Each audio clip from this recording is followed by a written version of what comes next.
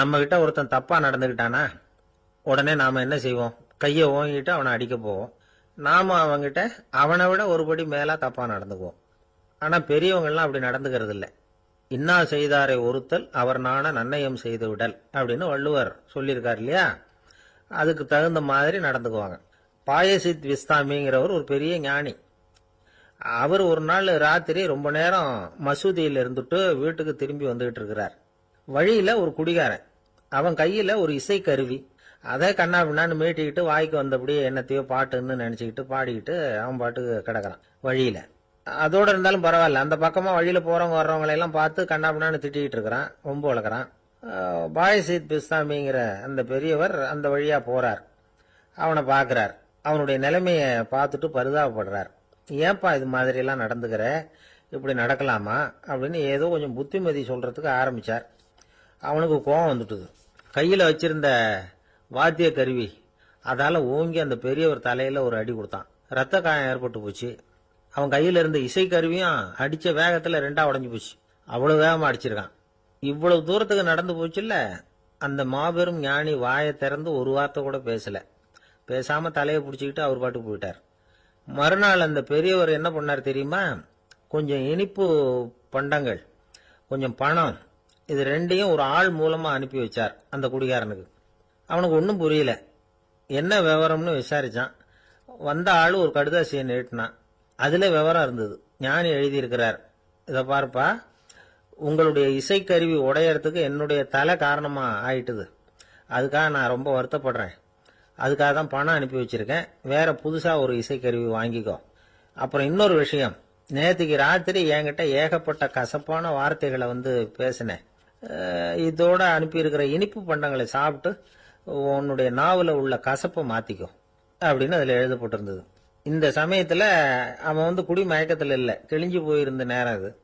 அதனால அதை படிச்ச உடனே அவனுக்கு ரொம்ப வெக்கமா போச்சு. தலை குனிஞ்சான், யோசனை பண்ணான். கொஞ்ச நேரத்துல தன்னுடைய நண்பர்கள் சில பேரையும் கூப்பிட்டுக்கிட்டு நேரம் அந்த ஞானி இருக்கிற இடத்துக்கு ஓடினான். அவர் காலில் விழுந்தான். அவர்கிட்ட மன்னிப்பு கேட்டுக்கிட்டான். பெரியவங்களே தெரியாம நான் இந்த பாவ செயலை பண்ணிவிட்டேன், என்னை மன்னிச்சுங்க. உங்களுடைய பொறுமையும் போதனையும் என்னுடைய கண்ணை திறந்துட்டுது. இனிமே நானும் என்னுடைய நண்பர்களும் நல்ல வழியில திருந்தி வாழ போறோம் அப்படின்னா. ஞானி செய்த நன்னயம் குடிகாரனை எப்படி திருத்திருக்கு பாத்தீங்களா? இந்த கதையை கேட்டுட்டு ஒருத்தர் சொன்னார், என் வாழ்க்கையில கூட அப்படி ஒரு சம்பவம் நடந்தது சார். நானும் ஒரு நாள் ராத்திரி ஓவரா குடிச்சுட்டு ஒரு கிட்டாரை வாசிச்சுக்கிட்டு கண்ணாபின்னான்னு உளறிக்கிட்டு திட்டிக்கிட்டு இருந்தேன். அந்த சமயம் அந்த வழியா ஒருத்தர் வந்தார். ஓங்கி தலையில ஒரே ஒரு அடி, ரத்தம் வந்துட்டுது. அதுக்கப்புறம் என் மனசு தெரிஞ்சுட்டுது சார் அப்படின்னார். அப்படியா என்ன ஆச்சரியமா? ஆமா சார், அடி விழுந்தது அவர் தலையில இல்ல, என் தலையில. வந்தவர் என்ன அப்படி அடிச்சுட்டார். மயக்கம் தெளிஞ்சதுக்கு அப்புறம் தான் எனக்கு விவரம் புரிஞ்சது. அவர் ஒரு போலீஸ்காரரு அப்படின்னார் ரொம்ப சோகமா. ஒரு பெரியவர்கிட்ட பேசிக்கிட்டு இருந்தேன்.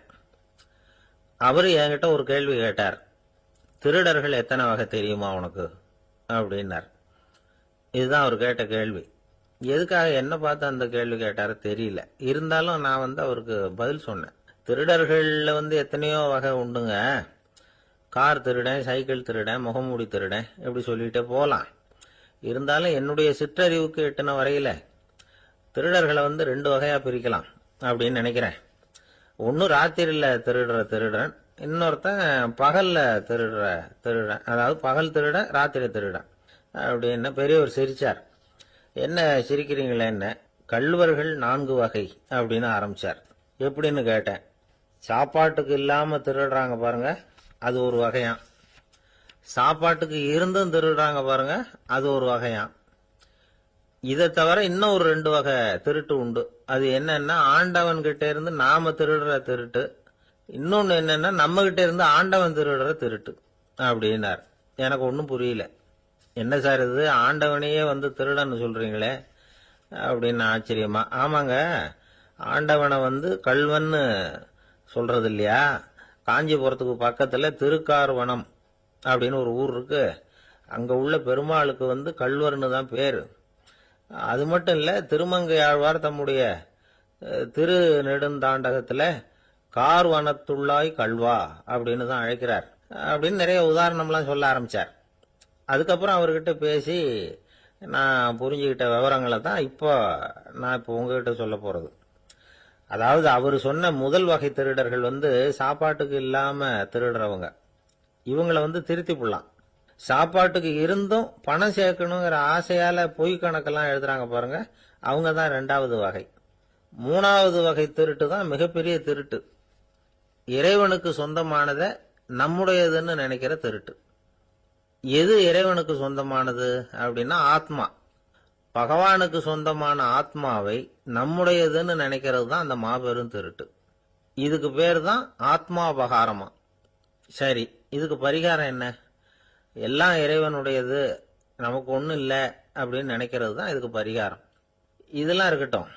4வது திருட்டு ஒன்று சொன்னோம்ல, ஆண்டவன் நம்ம கிட்ட இருந்து திருடுறது. அது எப்படி? ஆண்டவனை கள்வன்னு சொல்றாங்க, அது சரி. அவர் என்னத்தை திருடினார்? இப்போ இன்னொருத்தருக்கு சொந்தமான ஒன்றை எடுத்து வச்சுக்கிறது தான் கள்ளத்தனம். ஆனா ஆண்டவன் எடுத்துக்கிட்டோம்னா இருக்கிறது எல்லாமே அவனுக்கு சொந்தம். அப்படி இருக்கிறப்போ அவரை எப்படி கள்வன்னு சொல்றது? இது என்ன புரியாம இருக்குதே அப்படின்னு சொல்லி பார்த்தா அதுக்கும் விளக்கம் சொல்றாங்க அவங்க. அதாவது ஆண்டவனுக்கு உருவமே கிடையாது, அரூபமா இருக்கிறவன், அதாவது உருவம் இல்லாம இருக்கிறவன். அப்படி உள்ள பகவான் நம்மள மாதிரி உருவத்துல இருக்கிறான். நம்மள மாதிரியே கையை காலு மூக்கெல்லாம் இருக்குது ஆண்டவனுக்கு. இந்த உருவம் நம்ம கிட்ட இருந்து திருடினது தானே. அவன் தன்னுடைய உண்மையான திருமேனியை நமக்கு காட்டாம, அதாவது தரிசனம் கொடுக்காம இருக்கிறது கள்ளத்தனம் தானே. அதனால்தான் இதுவும் ஒரு பெரிய திருட்டு, இருக்கிறதுலயே மிகப்பெரிய திருட்டு அப்படிங்கிறார். என்கிட்ட பேசிக்கிட்டு இருந்தாரு, இந்த விஷயம்லாம் சொல்லிட்டு இருந்தாரு இந்த பெரியவர். அதாவது திருட்ட ஆன்மீக நோகத்துல அவர் பார்க்கிறார். நம்ம பார்வையில இதை விட அபூர்வமான திருட்டுலாம் இங்க உண்டு, அபூர்வமான திருடர்களும் உண்டு. ஒரு திருடன் சிறையிலிருந்து விடுதலையாகி வெளியில போனான். கொஞ்ச நாள்ல மறுபடியும் திரும்பி ஜெயிலுக்கு வந்துட்டான். அப்போ சிறை அதிகாரி அவனுக்கு அறிவுரை சொன்னாராம். ஏன்பா இப்படி அடிக்கடி தப்பு பண்ணிவிட்டு ஜெயிலுக்கு வந்துடுறியே, உனக்கு சொந்த பந்தம் எதுவும் இல்லையா? உனக்கு அப்பா அண்ணன் தம்பிகள் அவங்க கூட எல்லாம் சேர்ந்து வாழணுங்கிற ஆசை இல்லையா அப்படின்னு கேட்டிருக்கார். அவங்களோட சேர்ந்து வாழணுங்கிற ஆசை எனக்கு நிறைய உண்டுங்க சார் அப்படின்னு அவன். அப்புறம் எதுக்கு இப்படி ஜெயிலுக்கு வந்துடுற அப்படின்னாரான் அவரு. அவங்க எல்லாருமே இங்கே தானே சார் இருக்காங்க அப்படின்னு அவன். அவர் ஒரு பெரிய குடும்பத்துல பிறந்தவர். இருக்கிற சொத்துக்கள் எல்லாத்தையும் வாரி வழங்கிவிட்டு காட்டுக்கு புறப்பட்டார் தவம் செய்யறதுக்காக. இருந்தது பூராவும் கொடுத்துட்டார், இனிமே எதுவுமே இல்லை கொடுக்கறதுக்கு. அப்போ கடைசியா ஒருத்தன் கையை நீட்டினான். ஐயா ஏதாவது கொடுங்கன்னா. அவர் பார்த்தார், கட்டியிருக்கிற வேட்டியை தவிர வேற எதுவுமே இல்லை. 8 முழம் பட்டு வேட்டி, ஜரிகை கரையோடு இருக்குது. கடைசியா அதை தான் எடுத்து கட்டிக்கிட்டு அவர் புறப்பட்டுக்கிட்டு இருக்கிறார். அவர் பார்த்தார், எதிரில் அவன் பரிதாபமா நின்றுட்டு இருக்கிறான். அந்த 8 முழ வேட்டியை 2ஆ கிழிச்சார். 4 முழத்தை அவங்ககிட்ட கொடுத்துட்டு மீதி 4 முழத்தை தன்னுடைய இடுப்புல கட்டிக்கிட்டு அவர் காட்டுக்கு போயிட்டார். இவன் என்ன பண்ணான் தெரியுமா? கையில கிடைச்ச 4 முழத்தை எடுத்துக்கிட்டு கடை வீதிக்கு போனான். பழைய பட்டு வேட்டி ஜருகை இதெல்லாம் விலைக்கு வாங்குற வணிகர் ஒருத்தர் இருந்தார். அவர்கிட்ட போனான். இதை விலைக்கு எடுத்துக்கிறீங்களான்னு கேட்டான். அவர் வாங்கி பார்த்தார். ஆகா, ரொம்ப அருமையான வேட்டி, விலை வசந்த ஜருகை, இது ஏது உனக்குன்னு கேட்டார். அவன் நடந்ததை சொன்னான். அப்படின்னா ஒன்று செய்யி, இந்த வேட்டியோட இன்னொரு பாதியையும் மெதுவாக வாங்கிட்டு வந்துரு, உனக்கு நிறைய பணம் தரேன் அப்படின்னார் அந்த வணிகர். இவன் கொஞ்சம் யோசனை பண்ணி பார்த்தான். கொஞ்சம் இருங்க, அதை வந்துவிடுறேன் அப்படின்னு சொல்லிவிட்டு நேராக காட்டுக்கு போனான். அவர் எங்கே இருக்காருன்னு தேடி கண்டுபிடிச்சான். அவர் ஒரு இடத்துல தவக்கோலத்தில் இருக்கிறார். கட்டியிருந்த இடைவேட்டியும் அவரை அறியாமலே நழுவி கீழே விழுந்து கிடக்குது. இவனுக்கு ரொம்ப வசதியாக போச்சு. அவரை கேட்க வேண்டிய அவசியமே இல்லை. மெதுவாக சத்தம் போடாமல் அடிமேல அடி வச்சு நெருங்கினான். அவர் கண்ணை மூடிக்கிட்டு அவர் பாட்டு நின்றுக்கிட்டு இருக்கார். இவன் மெதுவாக போய் கீழே கிடந்த அந்த துணியை எடுத்துக்கிட்டு சத்தம் போடாமல் திரும்பி நடந்தான். அப்படி கொஞ்சம் தூரம் நடந்திருப்பான்.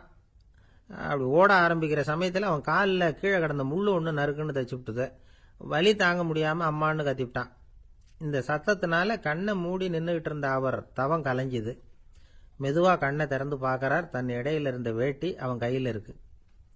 இப்போ அவர் நினைக்கிறாராம், இந்த வேட்டி மேலே நான் வச்ச ஆசை அல்லவா அவனை திருடன் ஆக்கிவிட்டுது அப்படின்னு நினைச்சாராம். இது எப்பேற்பட்ட மனநிலைங்கிறத கொஞ்சம் யோசிச்சு பாருங்க.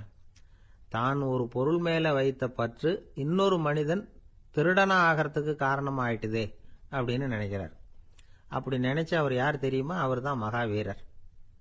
இழந்துட்டேங்கிறியே, நீ என்னத்தை கொண்டு வந்த இங்க இழக்கிறதுக்கு? நீ என்னத்தை உண்டாக்குன இது அழிஞ்சுட்டுதுன்னு சொல்றதுக்கு? இது அவருடைய சிந்தனை. இன்னைக்கு நம்ம சிந்தனையெல்லாம் வேற மாதிரி இருக்குது. ஒருத்தன் நடுத்தெருவில் உட்காந்து அழுதுகிட்டு இருந்தான்.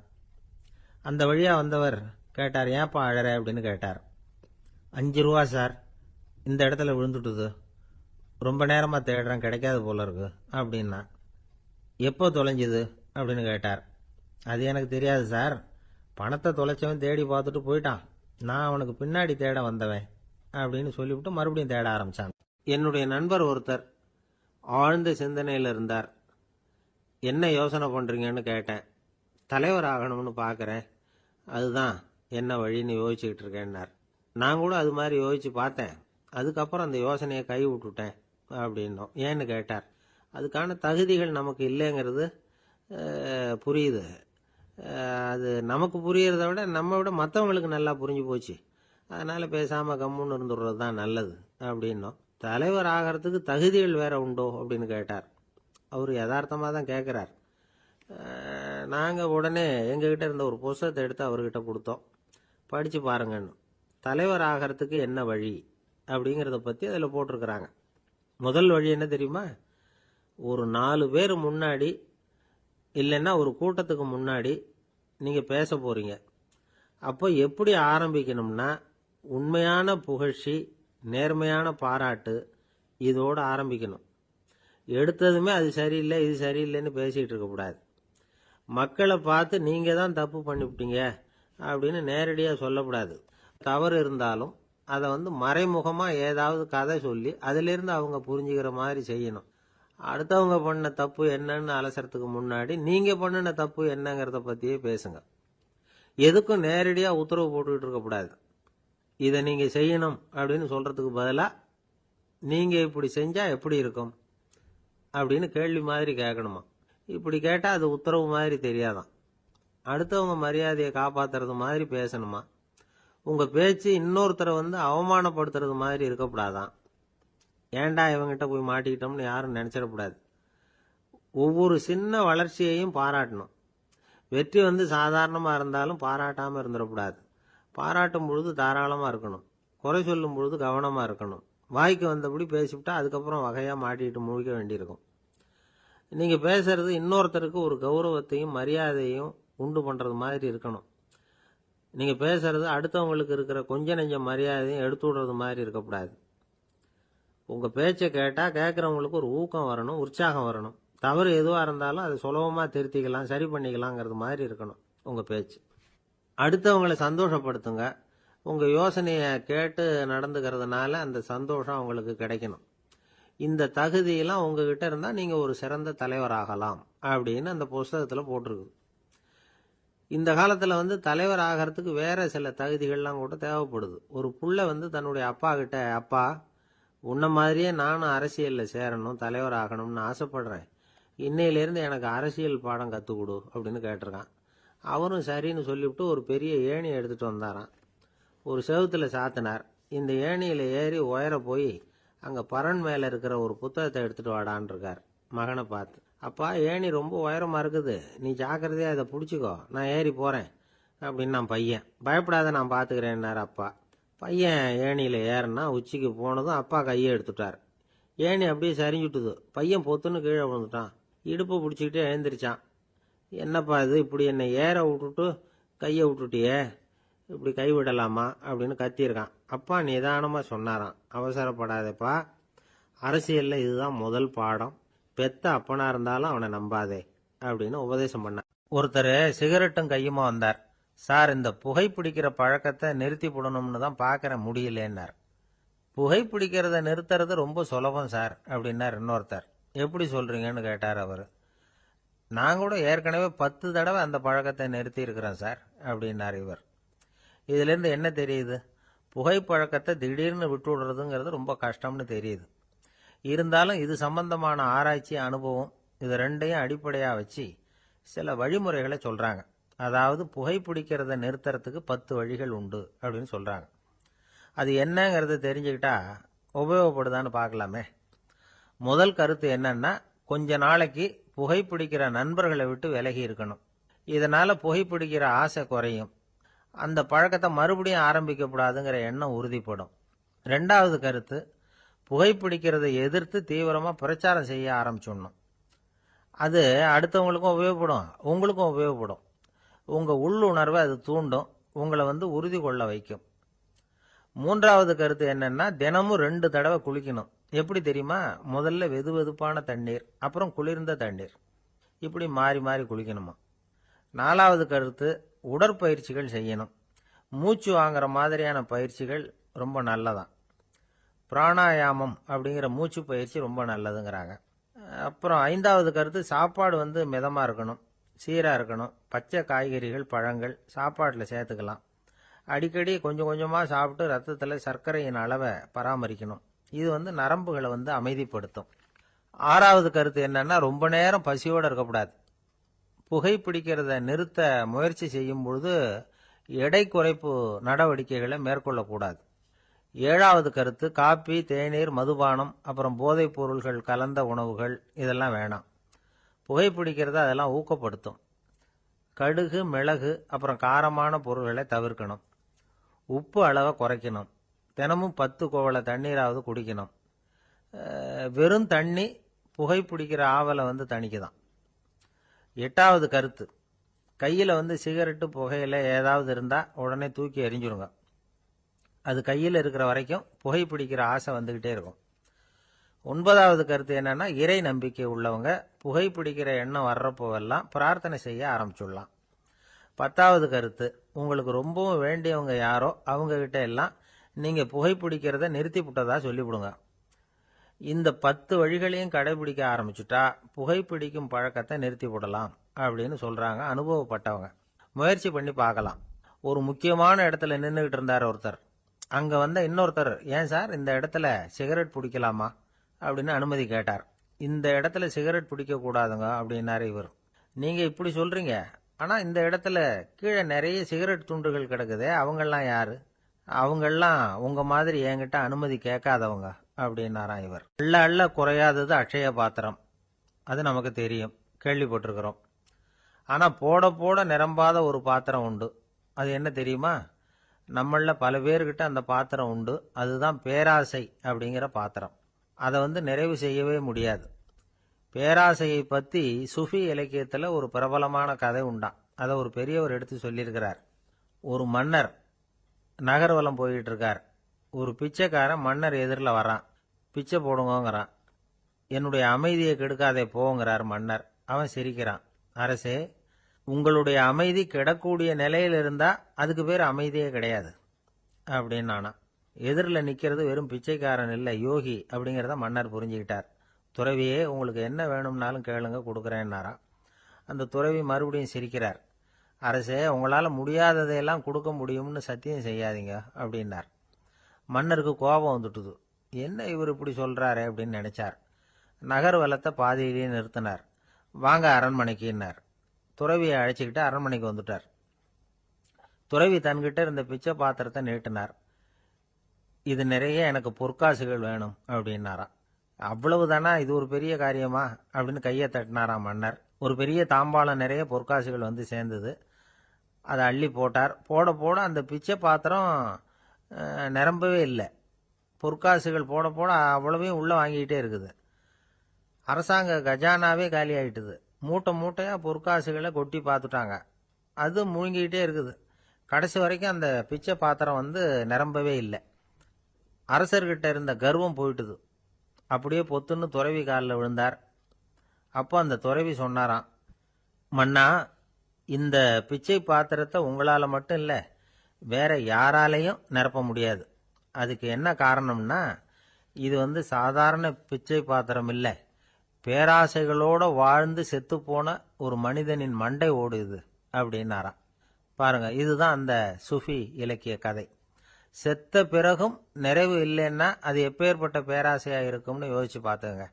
நம்மால் ஒருத்தர் கல்யாணம் பண்ணிக்க பொண்ணு பார்த்துக்கிட்டு இருந்தார்.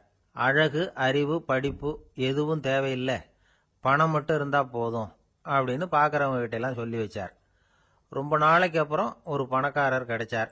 அவர் சொன்னார், இதை பாருங்க, எனக்கு 20 வயசுல ஒரு மகள், அவளை நீங்க கல்யாணம் பண்ணிட்டா 2 லட்சம் பணம் கொடுப்பேன். 25 வயசுல ஒரு பொண்ணு, அவளை கல்யாணம் பண்ணிட்டா 2.5 லட்சம் தருவேன். 30 வயசுல ஒரு பொண்ணு இருக்கா, அவளை கல்யாணம் பண்ணிட்டா 3 லட்சம் தருவேன். என்ன சொல்ற அப்படின்னாராம். இவன் கொஞ்ச நேரம் யோசிச்சு பார்த்துருக்கான். அதுக்கப்புறம் மெதுவா அவரை நிமிர்ந்து பார்த்து, ஏன் சார், உங்ககிட்ட 50 வயசுல ஏதாவது பொண்ணு இருக்கா அப்படின்னு கேட்டானா. கணவன் மனைவிக்குள்ள சிக்கல் வராம இருக்கிறதுக்கு அதுல சில வழிகளை சொல்லி கொடுத்துருக்குறாங்க. அதெல்லாம் என்னென்ன அப்படிங்கிறத இப்ப பார்க்கலாமா? குடும்பம்னு இருந்தா கோபம் வரதான் செய்யும். அது வந்துட்டு போட்டும் பரவாயில்ல. ஆனா அந்த கோபம் ஒரே நேரத்துல 2 பேருக்கும் வந்துடாம பாத்துக்கணும். ஒரு சமயத்துல யாராவது ஒருத்தர் தான் கோபப்படணும், அடுத்தவங்க அமைதியா இருக்கணும். அதுக்கப்புறம் இவர் அமைதியான உடனே அவங்க ஆரம்பிச்சுக்கலாம். கோபமா ஏதாவது சொன்னா உடனே கோபமா பதில் சொல்லக்கூடாது. கொஞ்சம் பொறுத்து கோபம் தீர்ந்த உடனே அந்த பதிலை சொல்லலாம். அப்போ பதில் கோபமா இருந்தா கூட அது அவ்வளவு பெருசா தெரியாது. அற்ப விஷயத்துக்கெல்லாம் காய்ச்சி மூச்சுன்னு கத்திட்டு இருக்கக்கூடாது. உங்க 2 பேருக்குள்ள ஒரு தர்க்கம் ஆரம்பமாயிட்டுதுன்னு வச்சுக்கோங்க. கடுமையா 2 பேரும் விவாதம் பண்றீங்க.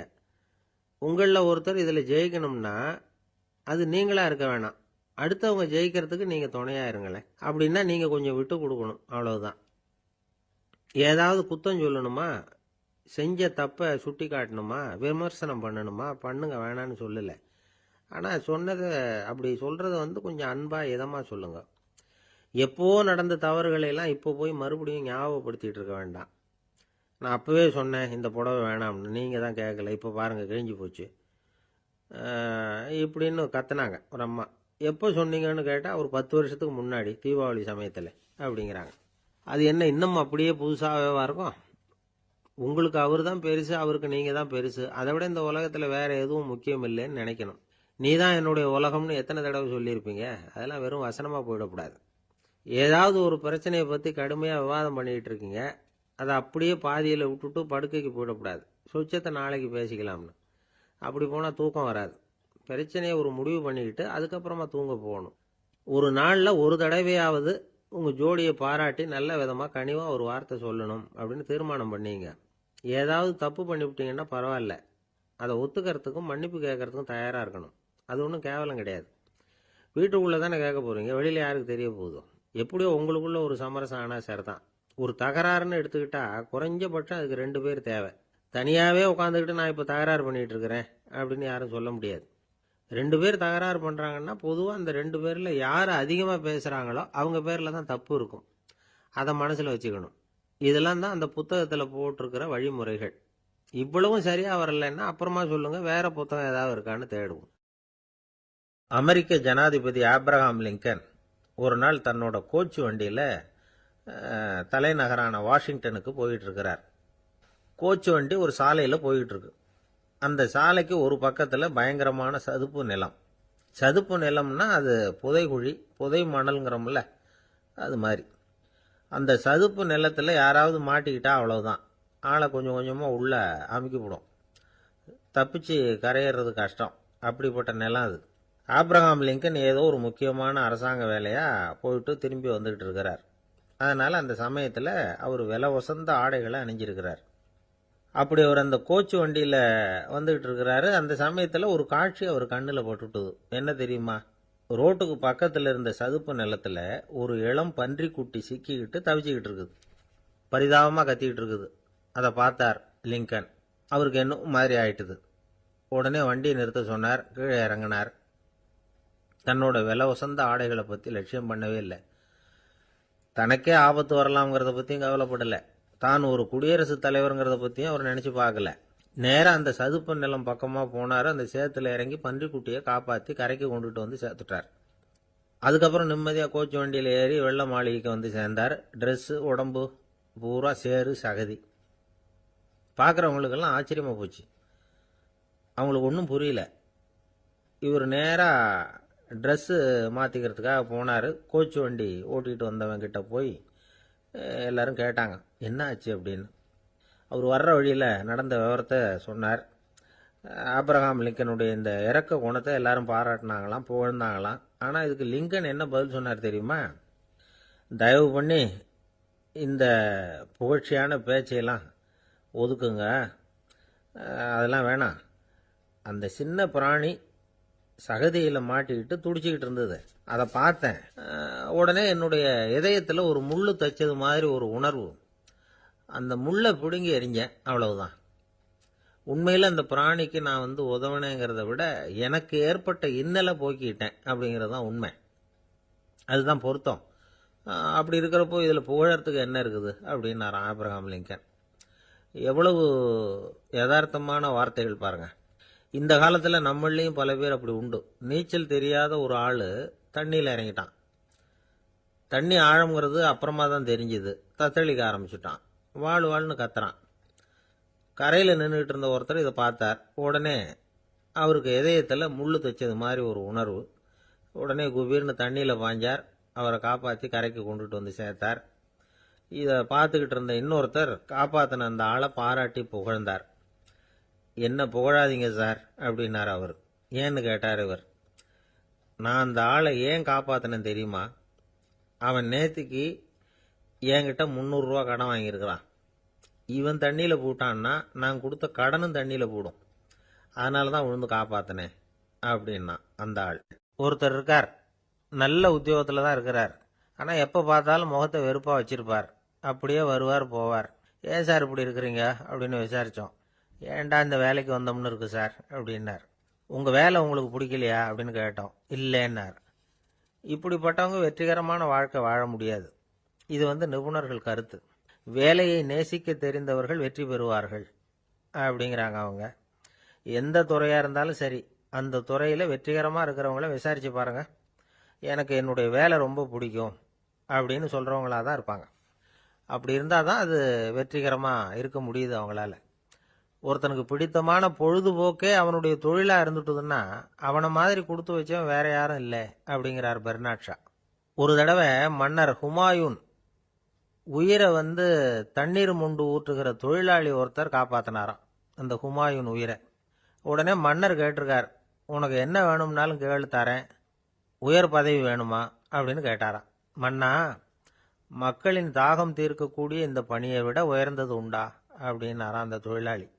அவரால் அவருடைய வேலையை நேசிக்க முடிஞ்சுது. அதனால் மகிழ்ச்சியாக இருக்க முடிஞ்சுது. நாமெல்லாம் அப்படி இல்லை. வேலை கிடைக்கிற வரைக்கும் கிடைச்சா போதும் அப்படின்னு இருக்கோம். கிடைச்சதுக்கப்புறம் ஏன்டா இந்த வேலைக்கு வந்தோம்னு ரொம்பவும் அழுத்துக்குவோம். சரி, நாம் இருக்கிற இடத்துல நாம் வெற்றிகரமாக இருக்க வழி உண்டா அப்படின்னா உண்டுன்னு சொல்கிறாங்க. அதாவது மன இயல் நிபுணர்கள் இருக்கிறாங்க இல்லையா, அவங்க அதுக்கு முக்கியமாக 6 வழிகள் சொல்கிறாங்க. நீங்கள் ஒரு அலுவலகத்தில் வேலை பார்க்குறவரா அப்படின்னா இதை கேளுங்க. அதாவது உங்கள் மேலதிகாரி எதிர்பார்ப்புக்கு தகுந்த மாதிரி உங்கள் வேலை இருக்குதா? அப்படி இல்லைன்னா முதல்ல உங்கள் வேலையின் தரம் உயரணும். உங்களுக்கு மேலே கீழே வேலை பார்க்குற பணியாளர்கள்கிட்ட நல்ல விதமாக பழகுறீங்களா? அந்த உறவு முறையில் ஏதாவது குறை இருந்தால் அதை கண்டுபிடிச்சி சரி பண்ணுங்க. நம்பிக்கைக்கு உரியவர் அப்படின்னு நீங்கள் பேர் எடுக்கணும். நீங்கள் எடுக்கிற முடிவு நல்ல முடிவாக தான் இருக்கும் அப்படின்னு அடுத்தவங்க சொல்லணும். உங்கள் தோற்றத்துக்கு முக்கியத்துவம் கொடுங்க. இது மனம் உடல் ரெண்டும் சம்பந்தப்பட்டது. அதனால் மனசையும் ஆரோக்கியமாக வச்சுருக்கணும், உடம்பையும் ஆரோக்கியமாக வச்சுருக்கணும். உங்களுடைய நிர்வாகம் செயல்படுற விதத்தை நல்லா புரிஞ்சு வச்சுக்கணும். உங்களுடைய நிர்வாகம் இப்போ ஒரு காரியம் செய்யுதுன்னு வச்சுங்க, ஏன் அப்படி செய்யுது, எதுக்காக அப்படி செய்யுது, அதனுடைய குறிக்கோள் என்ன, அது நீடிக்கிறதுக்கு காரணம் என்ன, இதையெல்லாம் தெரிஞ்சுக்கணும். சிரிப்புக்கு வஞ்சகம் பண்ணக்கூடாது. நல்லா சிரிக்கணும், அப்போ தான் அது திரும்ப கிடைக்கும். கடந்த கால தோல்வியை பற்றி கவலைப்படக்கூடாது. முதலாளி விருப்பம் தெரிஞ்சு நடந்துக்கிறது நல்லது தான். அதுக்காக காக்கா பிடிக்கணுங்கிற அவசியம் இல்லை. உங்களுக்கு ஒரு பொறுப்பான வேலை கிடைக்குது, உடனே சத்தம் குழப்பம் அப்படின்னு சூழ்நிலையை இறுக்கமாக ஆக்கிடக்கூடாது. எந்த சூழலையும் இயல்பாக கையாளக்கூடியவர் அப்படிங்கிறத காட்டணும். இதெல்லாம் உங்கள் துறையில் நீங்கள் வெற்றி பெற நிபுணர்கள் சொல்கிற யோசனைகள். இவ்வளவு விவரமும் சொல்லிவிட்டு ஒருத்தரை பார்த்து கேட்டோம், இப்போ சொல்லுங்க, நீங்கள் செய்கிற வேலை உங்களுக்கு பிடிச்சிருக்குதா அப்படின்னோம். ரொம்ப ரொம்ப பிடிச்சிருக்குது அப்படின்னார். சரி, என்ன செஞ்சிட்டு இருக்கிறீங்க அப்படின்னு கேட்டோம். சும்மா தான் இருக்கிறேன் அப்படின்னார். ஒருத்தர் ரொம்ப அவசரமாக போயிட்டு இருந்தார். எங்கே சார் போகிறீங்கன்னு கேட்டோம். எனக்கு வேண்டியப்பட்ட ஒருத்தருக்கு குழந்தை பிறந்திருக்கிறதாக செய்தி வந்திருக்கு, அதுதான் ஆஸ்பத்திரிக்கு போயிட்டுருக்கேன், பார்த்துட்டு வரலாம்னு அப்படின்னார். அப்படின்னா கொஞ்சம் இப்படி உட்காருங்க அப்படின்னோம். சில விவரம்லாம் சொல்கிறேன், கேட்டுக்கிட்டு போங்க அப்படின்னோம். உட்காந்தார். அப்புறம் சொல்ல ஆரம்பித்தோம். புதுசாக பிறந்திருக்கிற ஒரு குழந்தைய பார்க்க போகிறதுன்னா அது சாதாரண விஷயம் இல்லை. அதில் ரொம்பவும் கவனமாக நடந்துக்கணும். புது குழந்தைக்கு நோய் சுலபமாக தொற்றும். முக்கியமாக காற்று மூலமாக பரவுற நோய்கள் சுலபமாக வந்துடும். அதனால் நமக்கு உடம்பு சரியில்லைன்னா குழந்தைய விட்டு கொஞ்சம் தள்ளியே இருக்கிறது தான் நல்லது. பெரியவங்களை பொறுத்த வரைக்கும் சாதாரணமாக உள்ள ஒரு கிருமி கூட குழந்தைய பொறுத்த வரைக்கும் ரொம்ப மோசமான ஒரு கிருமியாக இருக்கும். சில வெளிநாடுகளில் எப்படி தெரியுமா, பிறந்த குழந்தை தூங்கிக்கிட்டு இருக்கிற ஒரு ரூமுக்கு போகணும்னா போகிறவங்க முகமூடி போட்டுக்கணும், காலணிகளை மாற்றிக்கணும், அவ்வளவு சுத்தமாக உள்ளே போய் பார்த்துட்டு வரணும். பொதுவாக சில ஆஸ்பத்திரிகளில் பார்த்தீங்கன்னா பார்வையாளர்கள் நேரத்தில் விசிட்டிங் ஹவர்ஸ் தாயை விட்டு குழந்தைய தனியாக பிரித்து வச்சுருவாங்க. எதுக்குன்னு நினைக்கிறீங்க? அந்த நேரம் பல பேர் வருவாங்க போவாங்க, அவங்க கை கால் சுத்தமாக இருக்காது. சுத்தம் இல்லாத கைகள் மூலமாக கிருமிகள் பரவும். சுத்தம் இல்லாத கைன்னா மண்ணு தூசி படிஞ்சிருக்கிற கை மட்டும் தான் அர்த்தம் இல்லை. சாலையில் கையை வீசிக்கிட்டு நடந்து வர்றீங்க, குழந்தைய பொறுத்த வரைக்கும் அது கூட சுத்தம் இல்லாத கை தான். தாயை தவிர மற்றவங்க குழந்தைய தூக்காமல் பார்த்துக்கிறது நல்லது.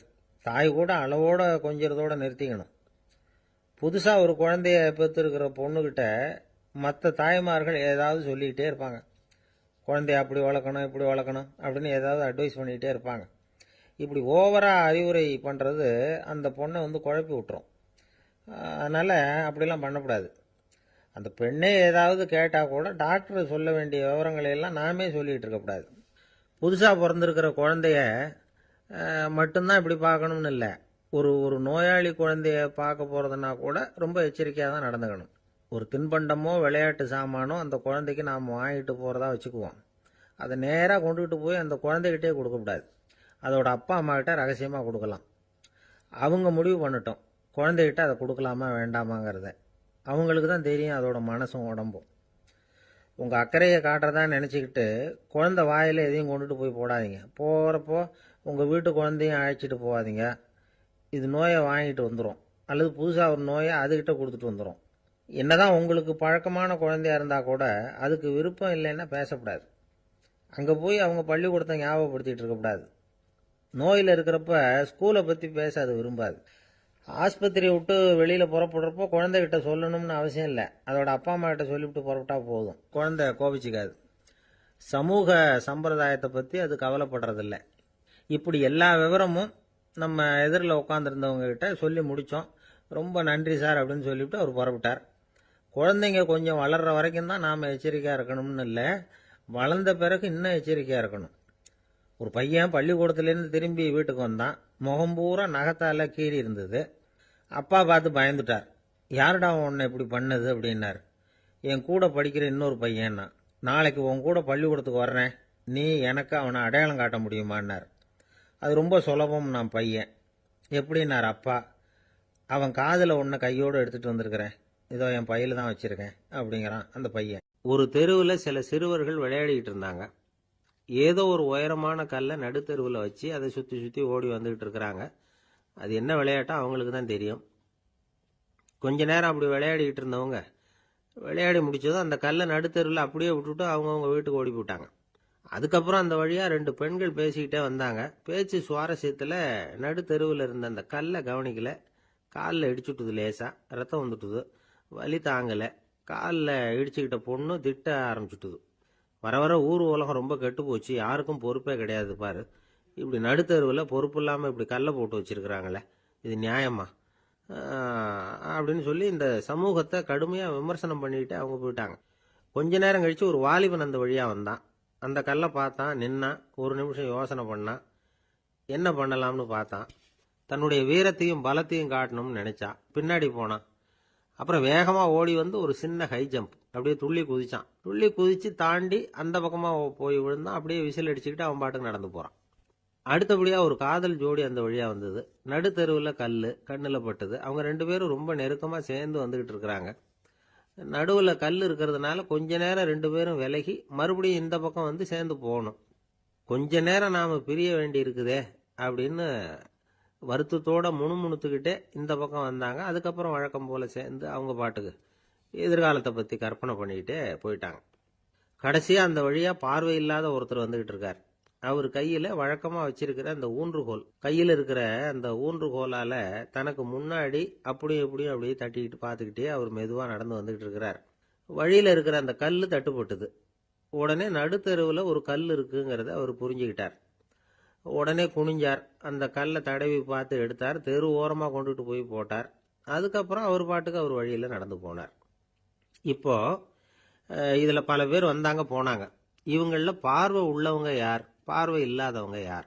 இப்படி ஒரு கேள்வி கேட்டால் என்ன பதில் சொல்ல முடியும்? கொஞ்சம் யோசிச்சு பார்த்தா இன்னைக்கு பல பேர் இப்படி தான் இருந்துகிட்டு இருக்கிறோம். ஒரு ஆள் பார்க்கறதுக்கு பெரிய மனுஷன் மாதிரி இருக்கார். ஒரு தெரு வழியாக நடந்து வந்துகிட்டு இருந்தார். இருட்டு நேரம். வழியில் ஒரு பெரிய கல் கிடந்தது, கருங்கல். பார்த்தார், கொஞ்ச நேரம் யோசிச்சார். போய் தூக்கி பார்த்தா ரொம்ப கனமாக இருந்தது. இன்னொரு ஆள் சேர்ந்தாதான் தூக்க முடியும். இவர் உடனே ரோட்டோரமாக போய் ஒரு மரத்தடியில் உட்காந்துக்கிட்டார். ரெண்டு பக்கமும் பார்த்துக்கிட்டே இருக்கார், யாராவது வர்றாங்களான்னு. கொஞ்ச நேரத்தில் ஒருத்தர் வந்தார், இவருக்கு தெரிஞ்சவர். என்னங்க இந்த நேரத்தில் இங்கே உட்காந்துருக்குறீங்கன்னு கேட்டார் அவர். அதோ அந்த கருங்கல் அப்படின்னு சுட்டி காட்டினார். ஓ, அதை தூக்கி ஓரமாக போடணுமா? வாங்க ரெண்டு பேரும் தூக்கலான்னார் வந்தவர். நான் அதுக்காக உட்காந்துருக்கலேன்னார் இவர்.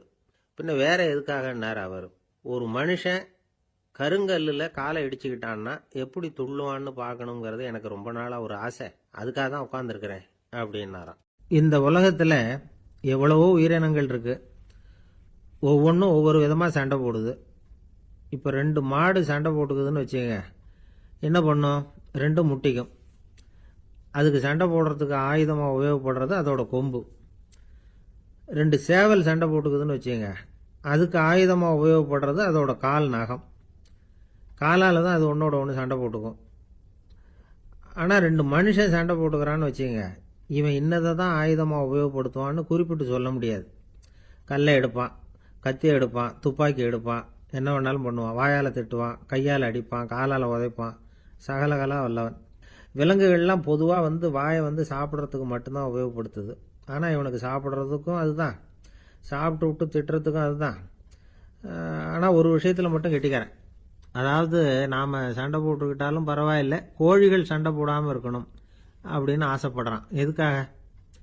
கோழிகள் சண்டை போடாமல் இருந்தால் நிறைய முட்டைகள் போடுமா, அதுக்காக தான் இந்த அக்கறை. கோழி பண்ணை வச்சிருக்கிறவங்களுக்கு இது ஒரு பெரிய பிரச்சனை. அதாவது பண்ணையில் இருக்கிற கோழிகளுக்குள்ளே அடிக்கடி சண்டை வந்துடும். அதனால் முட்டை உற்பத்தி குறைஞ்சிரும். சரி, இதுக்கு என்ன பண்ணுறது? பண்ணையில் போய் உட்காந்துக்கிட்டு தினமும் பஞ்சாயத்து பேசிகிட்டு இருக்க முடியுமா? அமெரிக்காவில் கோழி பண்ணை வச்சிருக்கிற ஒருத்தர் இதை பற்றி யோசனை பண்ணி பார்த்தாராம். ஒரு வழியையும் கண்டுபிடிச்சிருக்கார். கோழிக்கெல்லாம் மூக்கு கண்ணாடி மாட்டி விட்டுட்டோம்னா அது சண்டை போடுற குணம் குறைஞ்சிரும், முட்டை அதிகமாகிடும். அந்த கண்ணாடியில் உள்ள லென்ஸு சிவப்பு நிறத்தில் இருக்கணும், அவ்வளவுதான் அப்படின்னு அவர் கண்டுபிடிச்சாராம். இது ஏற்கனவே நடைமுறையில் கண்டுபிடிக்கப்பட்ட ஒரு விஷயம். ஆனால் எல்லா கோழிக்கும் சிவப்பு மூக்கு கண்ணாடி எப்படி மாட்டி விடுறது? அப்படியே மாட்டி விட்டாலும் அது நழுவாமல் இருக்கணுமே. இப்போ நாமெல்லாம் நடு விரலால் மூக்கு கண்ணாடி நடுவில் தொட்டு அப்படி ஸ்டைலாக சரி பண்ணிக்கிறோம். அது மாதிரி கோழி எப்படி சரி பண்ணிக்கும்? இதுதான் பிரச்சனை. இதுக்கு அவர் என்ன வழி கண்டுபிடிச்சாருன்னா, கோழிக்கெல்லாம் மூக்கு கண்ணாடிக்கு பதிலாக விழியொட்டு வில்லைகள், கான்டாக்ட் லென்ஸ், அதை பொருத்தி விட்டா என்ன அப்படின்னு யோசனை பண்ணார். அதே மாதிரி பண்ணார். அதே மாதிரி செஞ்சு பார்த்தார், வெற்றி. அதுக்கப்புறம் கோழியெல்லாம் சண்டை போட்டுக்கலையாம், சமாதான பிரியர்கள் ஆகிட்டு தான். கோழிகளுக்கு இயல்பாகவே சண்டை போடுற குணம் உண்டு. ஆனால் அதோட கண்ணுக்கு பார்க்குற பொருள்லாம் ரோஜா நிறத்துலையோ அல்லது இன்னும் சொல்ல போனால் அழுத்தமான சிவப்பு நிறத்துலையோ தெரிஞ்சதுன்னா சண்டை போடுற குணம் குறைஞ்சிருதான். அந்த சமயத்தில் அது அதிகமாகவும் முட்டையிட ஆரம்பிச்சுடுதான். அதே நேரத்தில் இறை எடுக்கிறத கூட குறைச்சிக்குதான். இது ஏன் இப்படி பண்ணுதுங்கிறது விஞ்ஞானிகளுக்கு இன்னமும் புரியலையா. எப்படியோ அமெரிக்க கோழிகள்லாம் கான்டாக்ட் லென்ஸ் பொருத்திக்க ஆரம்பிச்சாச்சு. கோழி கழுத்தை பிடிச்சிக்கிட்டு ஒரு சில வினாடிகளில் அதை பொருத்தி போடுறாங்களாம். கோழியோட ஆயுள் பூரா அது அப்படியே இருக்குமா. பண்ணையில் முட்டை உற்பத்தி குறைஞ்சா இது மாதிரி விஞ்ஞானபூர்வமாக பரிகாரம் தேடுறது தான் நல்லது. நமக்கு வேண்டியப்பட்ட ஒருத்தர், அவர் ஒரு கோழி பண்ணை வச்சுருந்தார். அந்த பண்ணையில் பாதி கோழி திடீர்னு செத்து போச்சு. உடனே ஒரு கால்நடை மருத்துவர்கிட்ட போக வேண்டியது தானே. அங்கே போகல. உள்ளூரில் மந்திரம் பண்ணிக்கிட்டு இருந்த ஒரு சாமியார்கிட்ட போனார். அவர் காலில் விழுந்தார். சாமி, என் பண்ணையில் பாதி கோழி செத்து போட்டுதுன்னார். சாமியார் யோசனை பண்ணார். சரி, பண்ணையில் வாசப்படி கிழக்கு பக்கமாக வச்சிருக்கியா மேற்கு பக்கமாக வச்சிருக்கியான்னு கேட்டார். கிழக்கு பக்கமாக இருக்குன்னார் அவர். அதுதான் தப்பு, மேற்கு பக்கமாக அதை மாற்று சரியாக போடும்னாராம். அதே போல் இவர் போய் மாற்றிவிட்டார். அப்பவும் பாதி செத்து போச்சு. மறுபடியும் சொன்னார், சாமி மறுபடியும் பாதி கோழி செத்து போட்டுதேன்னார். சரி, கூரை எப்படி போட்டிருக்க, ஓடு போட்டிருக்கியா இல்லை கீத்து போட்டிருக்கியான்னார். ஓடு போட்டிருக்கேன்னாராம் அவர். அதுதான் தப்பு, அதை கீத்து போட்டுரு சரியாக போடும்னாராம். சரின்னு போய் அதையும் மாற்றி பார்த்தார். மறுபடியும் போயிட்டுது, கோழி செத்து போச்சு. வந்தார். மறுபடியும் பாதி செத்து போச்சு சாமின்னு வந்தார். இவரும் யோசனையை மாத்தி மாத்தி சொல்லிட்டே இருக்கிறார். இப்படி அவரும் மாத்தி மாத்தி பார்த்தார். 6வது தடவையா அவரை தேடிட்டு வந்தார். அந்த சமயத்துல இவர் ரொம்ப தீவிரமா யோசனை பண்ணி பார்த்துட்டு, அது சரிப்பா, நீயும் என்கிட்ட சளைக்காம வந்துகிட்டு இருக்கிற, நானும் யோசனை சொல்லிட்டு இருக்கேன். இப்பவும் உங்ககிட்ட சொல்றதுக்கு என்கிட்ட யோசனை நிறைய இருக்கு. ஆனா சோதிக்கிறதுக்கு உங்ககிட்ட கோழி இல்லையே, என்ன பண்றது அப்படின்னாராம் இவர். அன்பா இருக்கணும்னு அநேக பெரியவங்க சொல்லி இருக்கிறாங்க. நாமளும் அதை கேட்டுட்டு அன்பு காட்டுறதுக்கு தயாரா தான் இருக்கிறோம். அதை வாங்கறதுக்கு தான் ஆளை காணும். இருந்தாலும் அன்புல எத்தனையோ வகை உண்டு. அதை சரியா புரிஞ்சுக்கிட்டு அதுக்கப்புறம் அன்பு காட்ட ஆரம்பிக்கணும். வகையை புரிஞ்சுக்காம அன்பு காட்டினா வம்புல மாட்டிக்க வேண்டியதுதான். அன்புன்னா சாதாரணமா நினைச்சு விடாதீங்க. அதுல எவ்வளவு விதம் தெரியுமா?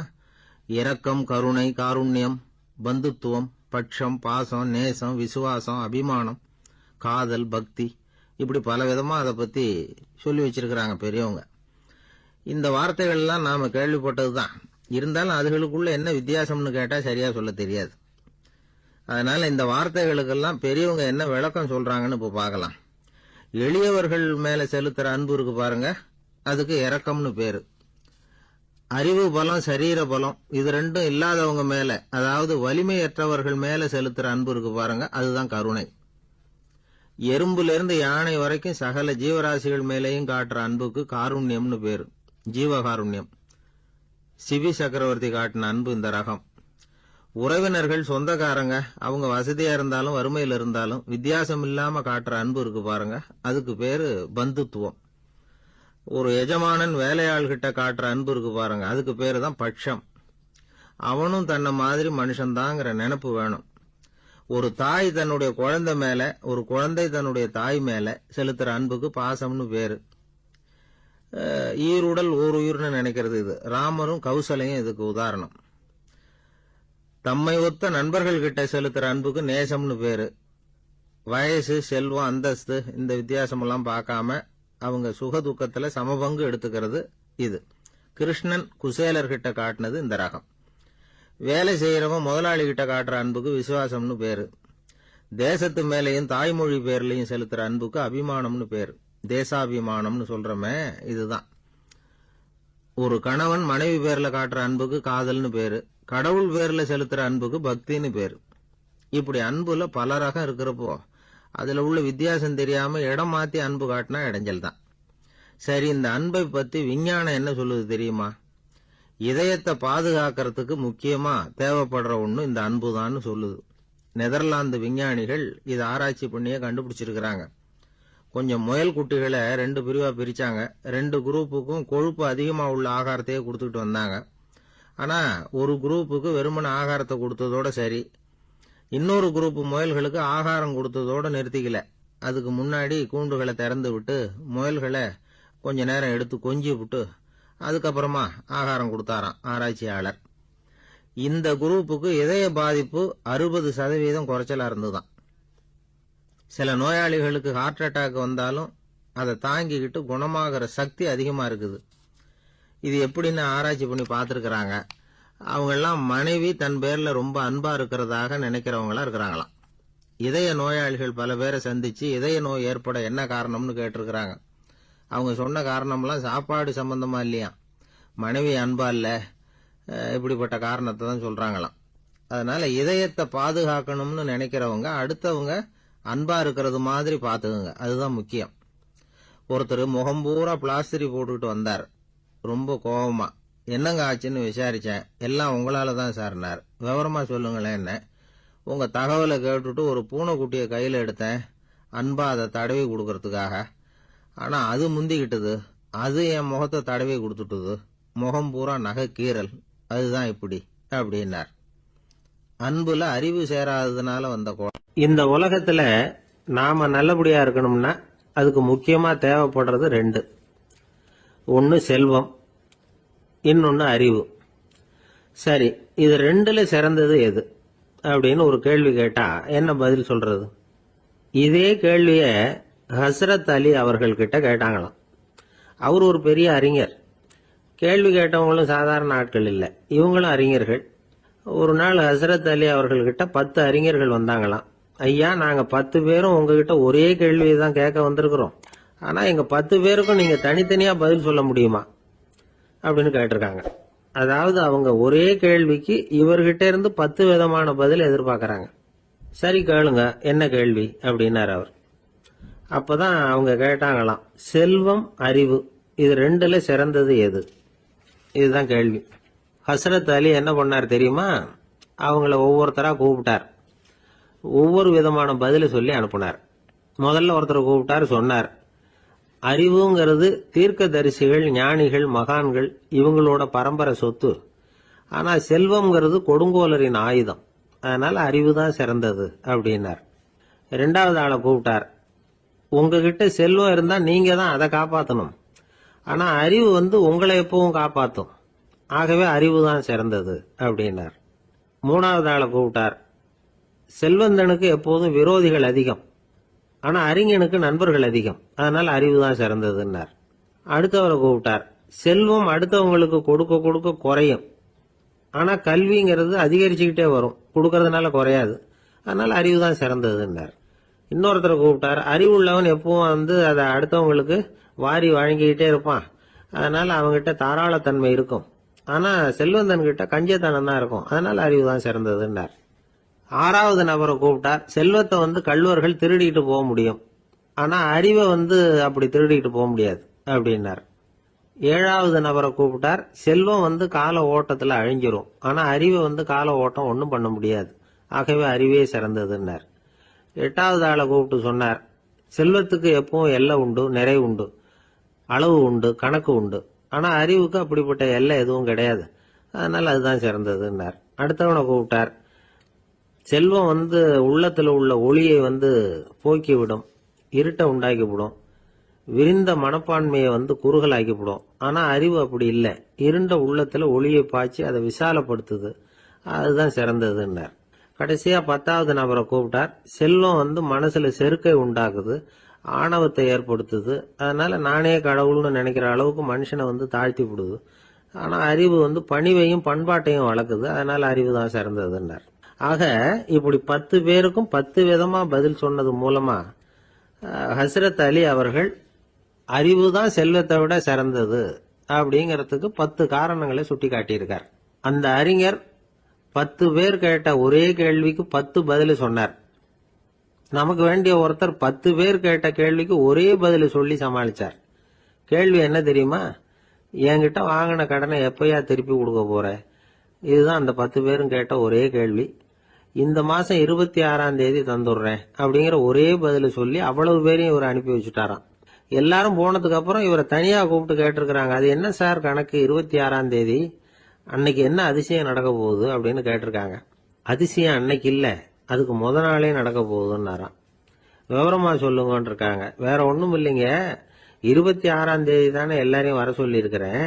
அதுக்கு முத நாளே நான் புறப்பட்டு தலைமறைவாயிட போறேன் அப்படின்னாராம் ரொம்ப பெருமையா. 2 பேர் சுவாரஸ்யமா பேசிட்டு இருக்கிறப்போ குறுக்க புகுந்து தொந்தரவு பண்றதுக்குன்னே சில பேர் இருப்பாங்க. அது ரொம்ப இடைஞ்சலா இருக்கும். இதே மாதிரி மின்காந்தம் கூட குறுக்க புகுந்து தொந்தரவு பண்ணும். கடைசியில் அது ஒரு பெரிய இடைஞ்சல கொண்டாந்து விட்டுரும். சில வீடுகளில் கேபிள் கனெக்ஷன் இல்லாம சில தனியார் டிவி காட்சிகள் தெரியும். அதுக்கு என்ன காரணம்னா இந்த மின்காந்த குறுக்கீடு தான் காரணம். இதைத்தான் சுருக்கமா EMI அப்படின்னு சொல்றாங்க. அதாவது எலக்ட்ரோ மேக்னெட்டிக் இன்டர்ஃபியரன்ஸ். இது ஏற்படக்கூடிய இடங்கள் எது எதுன்னு எடுத்துக்கிட்டா அது ஒரு பெரிய பட்டியலாவே போயிடும்.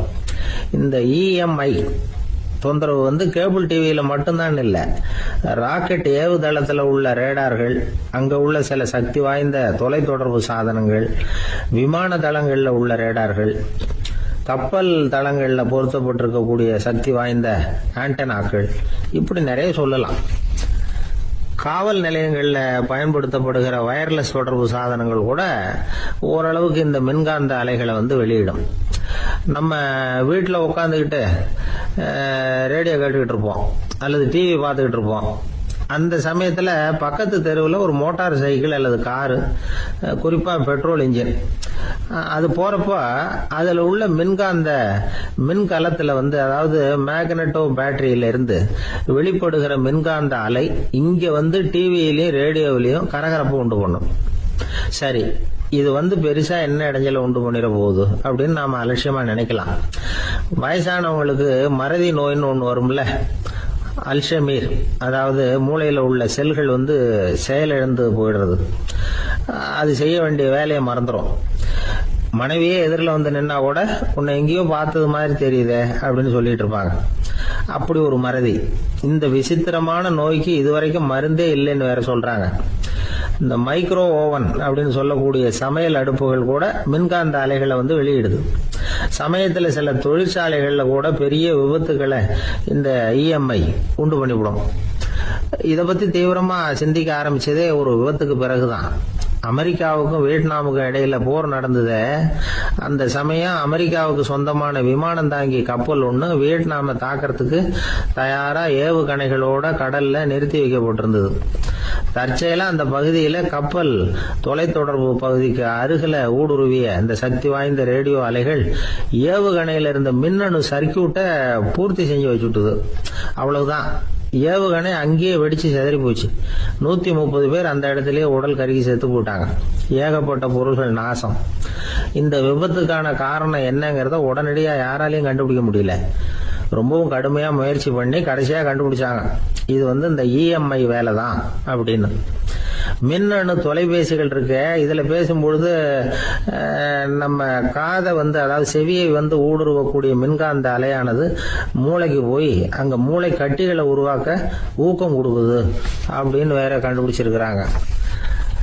இந்த இஎம்ஐ ரொம்ப குறைஞ்ச மின்காந்த அழுத்தத்துல நமக்கு எந்த பாதிப்பையும் ஏற்படுத்துறது இல்லை. மின்காந்த அலைகள் அழுத்தத்தோட இருக்கிற இடங்கள்ல ரொம்ப நேரம் இருந்தோம்னா நம்ம உடம்பின் வெப்பநிலை 2 டிகிரி செல்சியஸ் வரைக்கும் அதிகரிக்குதாம். அதனால வெப்பநிலையை வந்து சீராக்கிறதுக்கு இதய துடிப்பும் வந்து அதிகரிக்குது. இப்படிலாம் கண்டுபிடிச்சிருக்கிறாங்க. இப்பெல்லாம் இந்த மின்காந்த குறுக்கீடுகளை தடுக்கிறது எப்படி அப்படின்னு விஞ்ஞானிகள் யோசனை செய்ய ஆரம்பிச்சிருக்கிறாங்க. இந்த விஷயத்துல அலட்சியமா இருந்தோம்னா எதிர்காலத்துல நிறைய பேருக்கு இந்த ஞாபக மறதி நோய் வந்துடும். அப்புறம் அது ரொம்ப கஷ்டமா போயிடும். ஒரு குடும்ப தலைவர் தன் மனைவியை பார்த்து, யார் நீ, உன்னை எங்கேயோ பார்த்தது மாதிரி இருக்குதே அப்படின்னு சொல்லிட்டு இருந்தார். உடனடியா அவரை போய் பார்த்தேன். வாங்க டாக்டர் கிட்ட போகலாம் அப்படின்னு. அவரு என்னை தனியா அழைச்சிட்டு போய் காதோட காதா மெதுவா சொல்றார், இத பாருப்பா, என் கையில பணம் இல்லாத போகலாம், அப்படி மறதி நோய் வந்துட்டது மாதிரி நடிச்சுக்கிட்டு இருப்பேன், அவ்வளவுதான், அதை நீ கண்டுக்காத அப்படின்னார். ஒருத்தர் அவசரமா போய்கிட்டு இருந்தார். எங்க போயிட்டு இருக்கீங்க அப்படின்னு கேட்டார் ஒரு பெரியவர். கடைக்கு போறேன் சார், சாமான் வாங்கறதுக்கு அப்படின்னார். அங்க போறதுக்கு முன்னாடி தெரிஞ்சுக்க வேண்டியதெல்லாம் தெரிஞ்சுக்கிட்டீங்களா அப்படின்னு கேட்டார் பெரியவர். கடைக்கு போய் காசை கொடுத்து ஒரு பொருளை வாங்கிட்டு வரப்போறோம், இதுல தெரிஞ்சுக்க வேண்டியது என்ன இருக்குது அப்படின்னார் அலட்சியமா. இப்ப அந்த பெரியவர் பேச ஆரம்பிச்சார். இந்த உலகத்துல எந்த ஒரு செயல்ல இறங்குறப்பவும் நாம நல்லா ஆலோசனை பண்ண வேண்டிய விஷயம் 5 அப்படின்னார். உதாரணமா, ஒருத்தன் கடைக்கு போய் ஏதோ ஒரு பொருளை வாங்கிட்டு வர போறான்னு வச்சுக்கோங்களேன். அப்ப கூட அவன் வந்து 5 விஷயங்களை பத்தி தெரிஞ்சுக்க வேண்டியிருக்குது அப்படிங்கிறார் அவர். முதல்ல அந்த பொருள் எப்படிப்பட்டது அப்படிங்கறத தெரிஞ்சுக்கணும். 2வதா தன்னை பத்தியும் தெரிஞ்சுக்கணும். அப்பதான் அந்த பொருள் தனக்கு தேவையா இல்லையா அப்படிங்கறத புரிஞ்சுக்க முடியும்.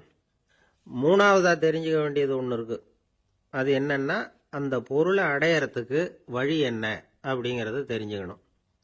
அதாவது எவ்வளவு பணம் கொடுத்தா அது கிடைக்கும், இது மாதிரியான விஷயங்கள். 4வதா அந்த பொருளை அடையறது மூலமா நாம அடையக்கூடிய பயன் என்ன அப்படிங்கறதையும் உணரணும். 5வது அந்த பொருளை அடையறதுல இருக்கக்கூடிய தடை எது அப்படிங்கறதையும் நாம தெரிஞ்சுக்கணும். பெரியவர் பேசுறது ஏதோ தத்துவம் மாதிரி தெரியுது இல்லையா? தத்துவம் தான். அதாவது இப்படி உலகியல் வாழ்க்கையில சின்ன சின்ன விஷயங்கள்லயே நாம 5 விஷயங்களை தெரிஞ்சுக்க வேண்டி இருக்குது. அது ரொம்ப அவசியமா இருக்கு. பேரின்ப நிலைன்னு சொல்றாங்கல்ல, அது மாதிரி பெரிய சமாச்சாரங்கள்லயும் இந்த 5 விஷயங்களை நாம தெரிஞ்சுக்க வேண்டி இருக்குது. அதுக்கு பேர் என்னன்னா அர்த்த பஞ்சகம். வைணவ சமயத்துல அர்த்த பஞ்சகம்ங்கிறது ரொம்ப பெரிய விஷயம். கடைக்கு போறது மாதிரி கடவுளை பார்க்க போறப்பவும் நாம 5 விஷயங்களை தெரிஞ்சுக்கணுமா. முதல்ல பரம்பொருள் அப்படிங்கிறது என்ன, அதோட தன்மைகள் என்ன, இதை தெரிஞ்சுக்கணும். இதுக்கு பேர் என்னன்னா பரமாத்ம ஸ்வரூபம் அப்படின்னு பேர். 2வது நாம யாரு, நம்மோட தன்மை என்ன அப்படிங்கறத தெரிஞ்சுக்கணும். நான் யாருன்னு எனக்கே தெரியலங்கிறப்போ இதை நான் சொல்றேன்னு இது என்னுடையதுன்னு சொல்றது தப்பு தானே.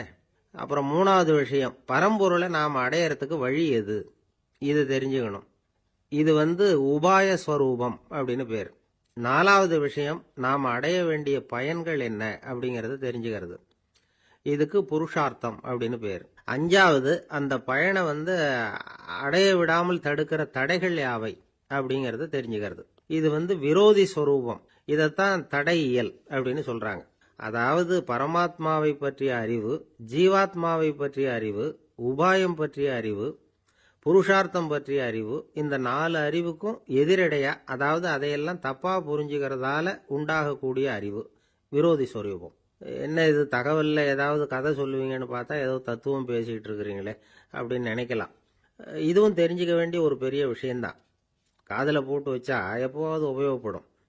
என்னுடைய நண்பர் ஒருத்தர் ஒரு நாள் என்கிட்ட சொன்னார், சார், அடுத்த மாதம் தஞ்சாவூரில் ஒரு கல்யாணம், போகிறதா வேண்டாமா அப்படின்னு ஒரே குழப்பமா இருக்கு அப்படின்னார். நான் உடனே இந்த அர்த்த பஞ்சக உபதேசம் பண்ண ஆரம்பித்தேன். அவர் எல்லாத்தையும் பொறுமையாக கேட்டுவிட்டு, சரி சார், நான் போகிறதுன்னு முடிவு பண்ணிவிட்டேன்னார். எப்படி இந்த முடிவுக்கு வந்தீங்க அப்படின்னு கேட்டேன். அவர் சொன்னார், சார், அந்த 2வது பாயிண்ட் ஒன்று சொன்னீங்களே, அதை புரிஞ்சுக்கிட்டதுக்கு அப்புறம்தான் இந்த முடிவுக்கு வந்தேன் அப்படின்னார். என்ன 2வது பாயிண்ட்டுன்னு?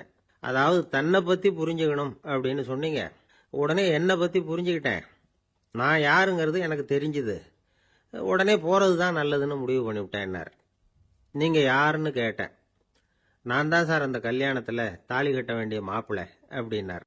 ஐயா, என்னுடைய நூல் வெளியீட்டு விழாவுக்கு அவசியம் நீங்கள் வரணும் அப்படின்னு கூப்பிட்டார் ஒருத்தர். எப்போ வரணும்னு கேட்டேன். அடுத்த வாரம்னார். சரி, புத்தகம் தயாராகிட்டுதா அப்படின்னேன். நாளைக்கு தான் அச்சிக்க கொடுக்க போகிறேன்னார். என்னங்க இது, புத்தகம் அச்சிடுறதுக்கு முன்னாடியே அழைப்புதழை அச்சடிச்சு விட்டீங்களே அப்படின்னு கேட்டேன். அதனால் என்னங்க, அந்த காலம் மாதிரி அப்போல்லாம் அச்சுக்கலை எவ்வளவோ முன்னேறியாச்சுங்க. Linotype, monotype, phototype, laser, இப்படி என்னென்னமோ வந்தாச்சு. இன்னைக்கு கொடுத்தா நாளைக்கே புத்தகம் தயார் அப்படின்னார். இப்படி இந்த அளவுக்கு முன்னேறி இருக்கிற இந்த அச்சுக்கலை ஆரம்பத்தில் எப்படி இருந்தது தெரியுமா? அந்த காலத்தில் காகிதம்னா என்னன்னே தெரியாது. அப்படி ஒன்று கண்டுபிடிக்கப்படவே இல்லை. அப்போல்லாம் எதையாவது ஒன்று எழுதணும்னா அதுக்கு ஆட்டு தோலை தான் பயன்படுத்தி இருக்கிறாங்க. கண்ணுக்குட்டி தோல் கூட அதுக்கு உபயோகப்பட்டு தான். ஐரோப்பாவில் இருந்த பாதிரியார்கள் தோலில் எழுதப்பட்ட புத்தகத்தை தயாரிக்கிறதுல ரொம்ப கெட்டிக்காரங்களாம். எகிப்து, அப்புறம் மத்திய தரைக்கடல் ஓரத்தில் உள்ள நாடுகள், இங்கெல்லாம் தோல் தான் எழுது பொருளாக பயன்பட்டு வந்திருக்குது. ஆனால் நம்ம நாட்டில் ஓலைச்சுவடிகளை எழுத்துக்கு பயன்படுத்தி இருக்கிறாங்க. எழுதுறதுக்கு தோலை பயன்படுத்தினவங்க பிறகு பேப்பரைஸ் அப்படிங்கிற கோரை புல்லை அதுக்கு பயன்படுத்தினாங்களாம். இதெல்லாம் அப்படி கொஞ்சம் கொஞ்சமாக கண்டுபிடிச்சிட்டு வந்திருக்கிறாங்க. அந்த புல்லை கச்சிதமாக நறுக்க வேண்டியது, நல்லா பதப்படுத்த வேண்டியது, அதுக்கப்புறம் அதில் எழுத வேண்டியது, அவ்வளவுதான். பேப்பருங்கிற சொல்லே இந்த பேப்பைரஸ் அப்படிங்கிறதுலேருந்து வந்தது தான். அதுக்கப்புறம் தான் காகிதம் வந்தது. இதை முதல்ல சீன நாட்டில் தான் கண்டுபிடிச்சாங்க. அது வந்த பிறகு அச்சு எந்திரம் கண்டுபிடிக்க வேண்டிய அவசியம் ஏற்பட்டது. அதை கண்டுபிடிச்சவர் ஜெர்மானிய அறிவியல் அறிஞர் ஜான் கூட்டன்பர்க். அச்சு கலைக்கு அடித்தளம் அமைச்சவர் அவர் தான். ஜெர்மனியில் மெயின்ஸ் அப்படிங்கிற ஊரில் 1399 பிறந்தார்.